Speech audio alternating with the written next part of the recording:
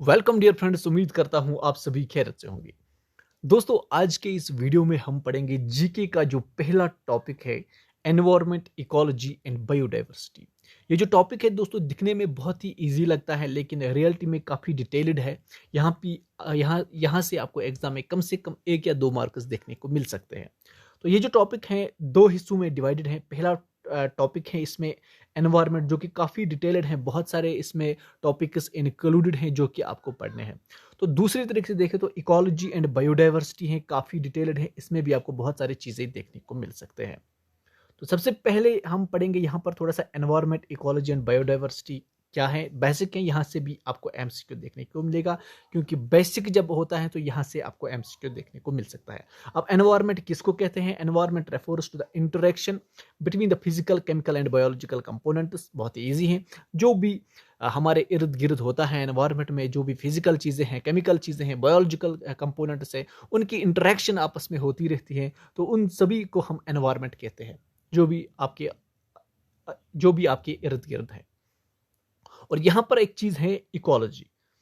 Ecology को आपको environment के साथ कंफ्यूज नहीं होना है। जो भी हमारे एनवायरनमेंट में है उस चीज को पढ़ना। यहां पर मैं आपको दिखाऊंगा। Ecology is the study of the relationship. यहां पर स्टडी वर्ड याद रखना, एग्जाम में इस तरीके के एमसीक्यूज आ सकते हैं। Is the study of the relationship between organism and their environment. जब ऑर्गेनिज्म और एनवायरनमेंट के बीच में जो भी इंटरेक्शन हो रही है उसको पढ़ना, उसको देखना, उसको एनालाइज करना। चाहे फूड चेन पढ़ोगे आप, फूड वेब पढ़ोगे आप, इकोलॉजिकल पैरामिड्स पढ़ोगे आप, उन सभी चीज़ों को हम इकोलॉजी कहते हैं। वो सभी सारे के सारे चीज़ें इकोलॉजी में आते हैं।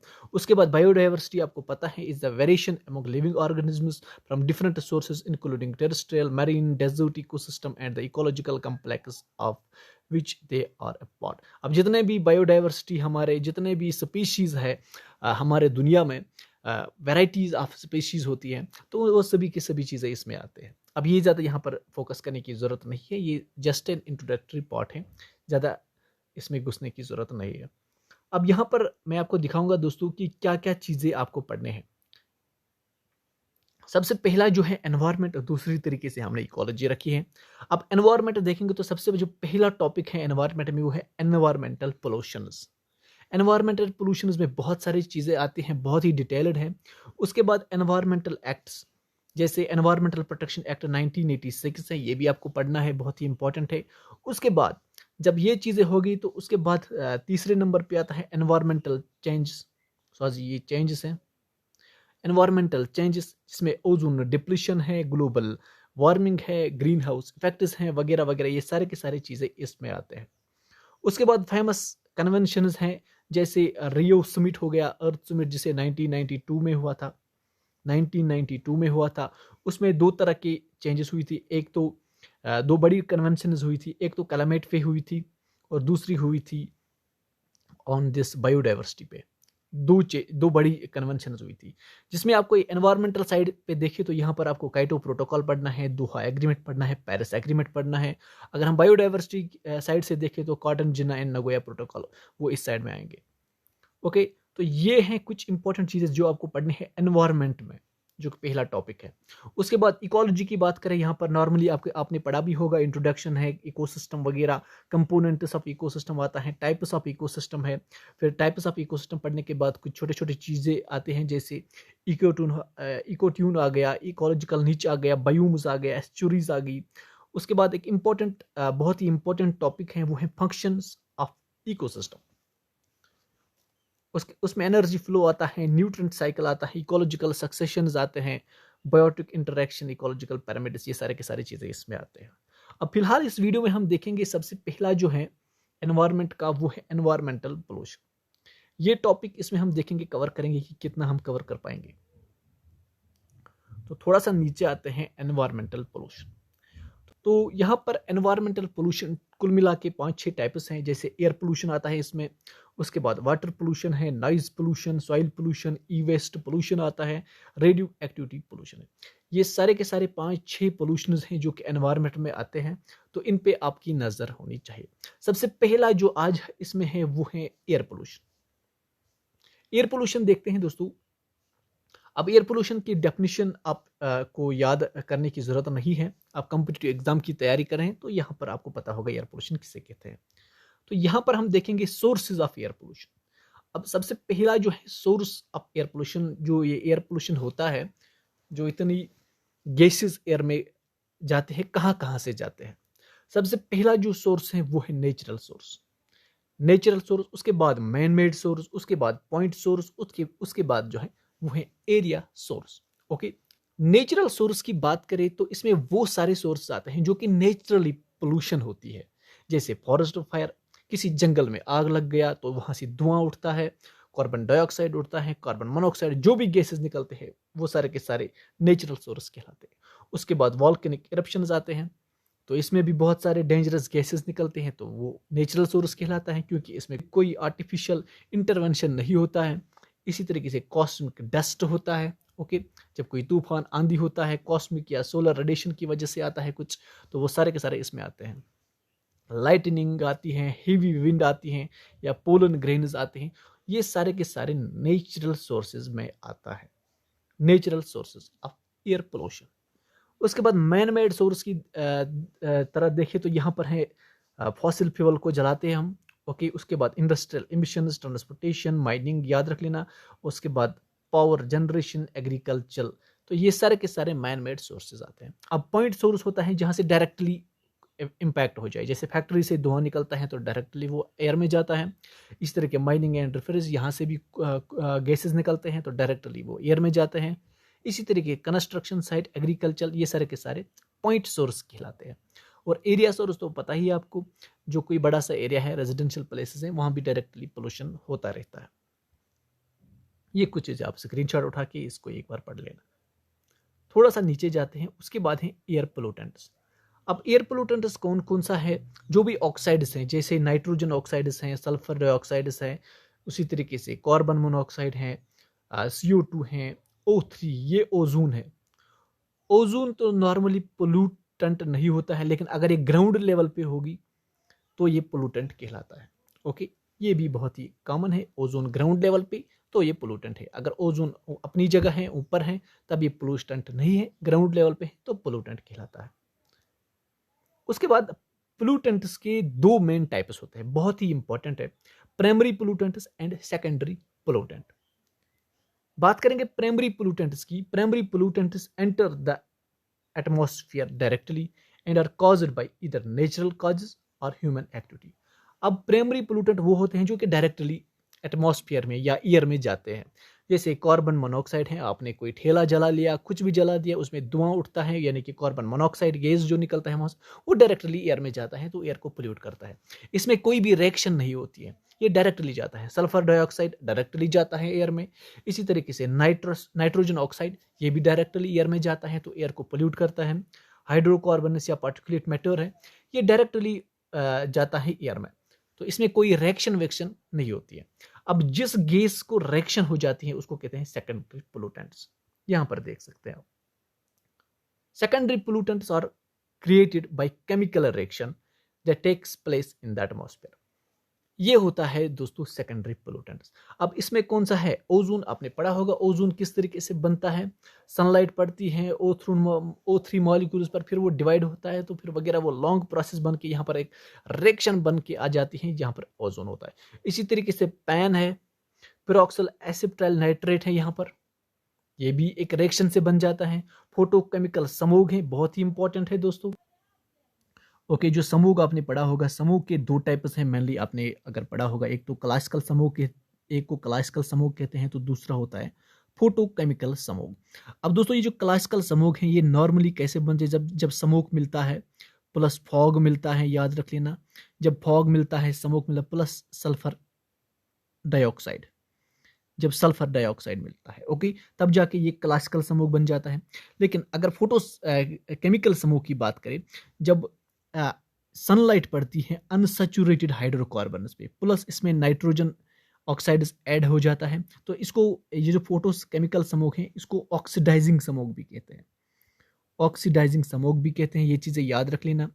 उसके बाद जो क्लासिकल समूह है इसको आल्सो रिड्यूसिंग समूह भी कहते हैं, रिड्यूसिंग समूह, ये चीज़ें आपको पता होनी चाहिए। बाकी जो सेकेंडरी पोल्यूटेंट्स है ये एरोसॉल्स एंड मिस्ट भी होते हैं। तो ये चीज़ें सिर्फ याद रखने के लिए आपके लिए बहुत ही इंपॉर्टेंट है। थोड़ा सा नीचे जाएंगे, देखेंगे और क्या क्या है इसमें। अब बहुत ही इंपॉर्टेंट है कंट्रीज बाय पोल्यूशन कंट्रीब्यूशन। अब दोस्तों सबसे ज़्यादा पोल्यूशन कहाँ कहाँ होता है ये आपको पता होना चाहिए। अगर हम बात करें CO2 रिलीज की, यानी कि कार्बन डाइऑक्साइड सबसे ज़्यादा कहाँ निकलता है, यानी कि कार्बन डाइऑक्साइड की बात करें यहाँ पर, तो सबसे पहले नंबर पे आता है चाइना। इसमें 14 मिलियन कुछ टन निकलते हैं पर ईयर, तो सबसे ज़्यादा यहाँ पर निकलता है। उसके दूसरे नंबर पे USA है और तीसरे नंबर पे इंडिया है यहाँ पर, जहाँ पे सबसे ज़्यादा जो है CO2 निकलता है। उसके बाद PM यानी कि पार्टिकुलेट मैटर यहाँ पर करेक्ट है, पार्टिकुलेट मैटर रिलीज की बात करें तो चैड यहाँ पर सबसे पहले नंबर पे आता है, यहाँ पर सबसे ज़्यादा पार्टिकुलेट मैटर रिलीज होता है। उसके बाद इराक और फिर पाकिस्तान। ये दो डिवीजन है पोल्यूशन का, CO2 release based and particulate matter based. बहुत ही इंपॉर्टेंट है, ये चीज़ें याद रख लेना दोस्तों। अब है sources of air pollution. Air pollution का सबसे बड़ा सोर्स कौन कौन सा है दोस्तों? अगर हम बात करें इंडस्ट्रियल इमिशन की, तो ये सबसे बड़ा सोर्स है। इंडस्ट्रियल इमिशन जो होता है ऑलमोस्ट 45-46% जो है एयर पोल्यूशन यहाँ से होता है। यहाँ पे मैं आपको दिखाऊंगा, ये देख लीजिए आप, इंडस्ट्री से सबसे ज़्यादा निकलता है। उसके बाद जो है ई वेस्टिंग बर्निंग से भी बहुत ज़्यादा होता है, और ट्रांसपोर्ट, ये मेजर पोर्शन है पोल्यूशन का। सबसे ज़्यादा पहले नंबर पे आता है इंडस्ट्रीज़ पे। यहाँ पर MCQ भी आ सकता है कि सबसे ज़्यादा जो पोल्यूशन है एयर पोल्यूशन किस चीज़ से होता है, किस सेक्टर से होता है। अगर वहाँ पर इंडस्ट्रीज ऑप्शन है तो वो करेक्ट कर सकते हैं आप। अगर वहाँ पर इंडस्ट्रीज इन केस ऑप्शन नहीं है, वहाँ पर ट्रांसपोर्टेशन है या फॉसिल फ्यूल बर्निंग से होता है। अगर वहाँ पर फॉसिल फ्यूल बर्निंग है तो ये भी आप करेक्ट कर लेना, क्योंकि ये इसी में आता है, क्योंकि इंडस्ट्रीज में भी फॉसिल फ्यूल ही यूज़ होता है। तो ये चीज़ें याद रख लेना। और उसके बाद है दोस्तों most polluted cities in the world. अब दोस्तों ये है डेली बेस पे, ये चेंज होता है। अब पहले मैं आपको दूसरा चीज़ दिखाऊंगा कुछ, ये तो ज़रूरी नहीं है, ये वाला इंपॉर्टेंट है। What is air quality index, बहुत ही इंपॉर्टेंट है। अब दोस्तों एयर क्वालिटी इंडेक्स क्या है? Is a standardized measure used to assess the quality of air in a specific region. Okay, अब दोस्तों एयर क्वालिटी इंडेक्स AQI जिसे कहते हैं, अगर ये 0 to 5 है तो ये एक गुड कैटेगरी के कहलाती है, अच्छा यानी कि एयर बहुत अच्छा है। उसके बाद 51 से लेके 100 तक सेटिस्फैक्टरी है। उसके बाद 101 से लेके 200 तक अगर हैं तो मॉडरेट, यानी कि एयर फिर भी ठीक है यहाँ इस कंट्री का या इस एरिया का। उसके बाद 201 से 300 तो एयर पोर है। उसके बाद 301 से लेके 400 तो वेरी बैड, यानी कि यहाँ का एयर बहुत ख़राब है। इसके बाद अगर इस रेंज में है दोस्तों 401 से लेके 500 के बीच में है तो एयर जो है वो ख़राब है, ये इंपॉर्टेंट है। अब मैं आपको ऊपर दिखाऊंगा, यहाँ पर है most polluted cities in the world. अब मोस्ट पोल्यूटेड सिटी, अब दिल्ली का देख सकते हो कि कितना मैक्सिमम यहाँ पर कितना जाता है, 483 जा चुका है, ये इंपॉर्टेंट है। तो लाहौर का भी खराब है, तो यहाँ पर आप देख सकते हो ये सीवर कैटेगरी में आती है, यानी कि खराब बहुत ही ज्यादा है। अब थोड़ा सा नीचे जाते हैं दोस्तों, ये चीजें याद रख लेना। ये जो एयर क्वालिटी ऑफ इंडेक्स है 6 categories of air quality these are, जो हमने ऊपर पढ़ा है गुड कैसे मेजर करते हैं, 50 से लेके कहाँ तक था ये, 0 से लेके 50 तक। 0 से लेके 50 तक अगर रेंज होगा तो गुड कहलाता है। उसके बाद सेटिस्फैक्टरी, ये टोटल 6 हैं, ये चीज़ें याद रख लेना। इन शॉर्ट में आपको ये टेबल, इसका स्क्रीनशॉट उठा के ये चीज़ें याद रख लेना, ये इंपॉर्टेंट है, एग्जाम में आ सकता है कि अगर किसी रीजन का, किसी पर्टिकुलर रीजन का एयर क्वालिटी ऑफ इंडेक्स 101 से लेके 200 तक है तो क्या वो मॉडरेट होता है, क्या वो या ये भी आ सकता है कि अगर उसका ग्रीन में है या येलो में है या रेड में है तो उसका जो है क्या पोर है, वेरी सीवर है या कुछ है। तो ये चीज़ें आपको पढ़ना है, इसका एक बार आप स्क्रीनशॉट उठा लेना, आप देख लेना, आपको ये ईजी लगेगा। उसके बाद है बहुत ही इंपॉर्टेंट टॉपिक है, वो है world air quality index report 2023, बहुत ही इंपॉर्टेंट है। अब यहाँ पर जो वर्ल्ड क्वालिटी इंडेक्स रिपोर्ट है, most polluted countries in the world. अब सबसे ज़्यादा पोल्यूटेड कंट्री कौन सी, इसमें सबसे पहले नंबर पे चैड आता है, दूसरे नंबर पे इराक है, उसके बाद पाकिस्तान, बहरीन, बांग्लादेश, उसके बाद बुर्किना फासो कोई कंट्री है। उसके बाद ये चीज़ें आपको याद रखना है, इंडिया का नंबर क्या है, इंडिया 8th नंबर पे आती है। इंडिया 8th नंबर पे आती है वर्ल्ड क्वालिटी इंडेक्स रिपोर्ट। उसके बाद है पोल्यूटेड सिटीज देखेंगे, इसी रिपोर्ट ने ये पब्लिश किया था वर्ल्ड एयर क्वालिटी इंडेक्स 2023। अब पहले नंबर पे आते हैं चियांग माई जो कि थाईलैंड है, बहुत ही पोल्यूटेड कंट्रीज हैं। उसके बाद यहाँ पर आपको देखना है 4th नंबर पे इंडिया की जो यूटी है दिल्ली, दिल्ली का नंबर 4th नंबर पे आता है इस बार। तो काफ़ी ज़्यादा पोल्यूटेड यहाँ पर ये भी है, बहुत ही इंपॉर्टेंट है। उसके बाद नेक्स्ट टॉपिक की तरफ चलते हैं दोस्तों। मैं इसलिए थोड़ा सा जल्दी पढ़ाता हूँ क्योंकि ये बहुत ही ज़्यादा सिलेबस है इसका, तो मैं थोड़ा सा आपको, क्योंकि आप लोगों ने ऑलरेडी पढ़ा होगा, आपको सिर्फ इसका स्क्रीनशॉट रहना है, जो चीज़ें हैं आप खुद भी पढ़ सकते हैं ये आराम से। तो उसके बाद ये टॉपिक भी इंपॉर्टेंट है, नेशनल एयर क्वालिटी इंडेक्स। अब national air quality index launch किया गया 2014 में अंडर स्वच्छ भारत अभियान। ये चीज़ें बहुत ही इंपॉर्टेंट है, याद रख लेना। नेशनल एयर क्वालिटी इंडेक्स कब बनाया गया? 2014 में बनाया गया अंडर स्वच्छ भारत अभियान।